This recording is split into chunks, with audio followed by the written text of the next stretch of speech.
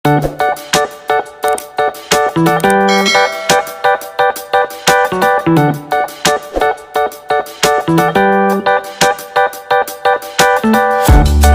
kabar semua?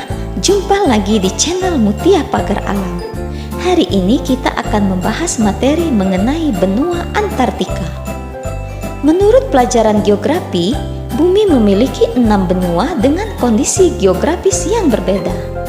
Salah satunya adalah benua Antartika.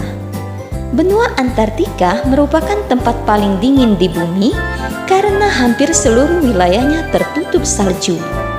Benua ini terletak di kutub selatan bumi.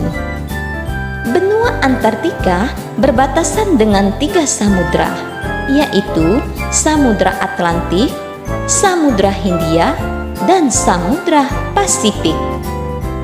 Benua Antartika terjadi sebagai hasil dari pergeseran benua selama jutaan tahun. Antartika dulunya merupakan bagian wilayah besar yang bernama Benua Gondwana, yang tersambung dengan Amerika Selatan, Afrika, Semenanjung India, dan Australia. Bagian yang bergerak ke selatan bumi inilah yang disebut sebagai Antartika dan muncul sekitar 25 juta tahun yang lalu. Salah satu fakta yang menarik dari benua ini adalah bahwa dahulunya sekitar 53 juta tahun yang lalu, benua Antartika ini bersuhu hangat. Suhu di benua ini pernah di atas 20 derajat Celcius seperti suhu di dataran tinggi Indonesia yang dikenal sebagai negara tropis. Benua Antartika mempunyai luas sekitar 15,5 juta kilometer persegi. Suhu daratan Antartika lebih dingin dari kutub utara. Suhu terendah Antartika mencapai minus 89 derajat Celcius dan suhu rata-ratanya sekitar minus 37 derajat Celcius. Wah, itu sangat dingin ya teman-teman. Karena wilayahnya yang sangat dingin itulah, maka benua ini tidak dihuni oleh manusia. Antartika merupakan tempat yang paling dingin dan paling tandus di permukaan bumi.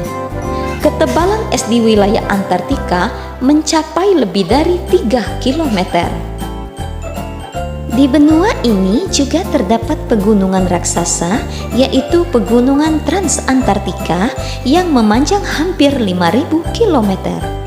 Pegunungan ini membagi benua Antartika menjadi 2 wilayah utama, yaitu Antartika Timur, yaitu Antartika Besar, dan Antartika Barat, yaitu disebut sebagai Antartika Kecil.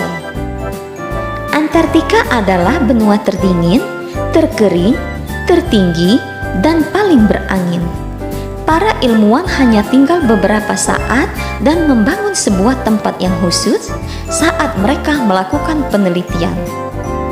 Musim panas di Antartika berlangsung antara bulan Oktober hingga Maret.